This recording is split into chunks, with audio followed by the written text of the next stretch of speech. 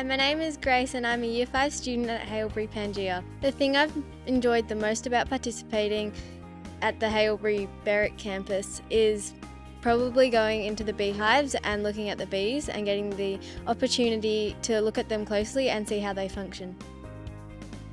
Hi, my name's Ollie and I'm a student at Haileybury Pangea. My favourite part of today has been going into the beehives and looking at the bees. It has been very interesting and fun because you get to see how they live normally in their beehives. Hi, my name is Sean and I'm a Year 5 student at Haileybury City campus.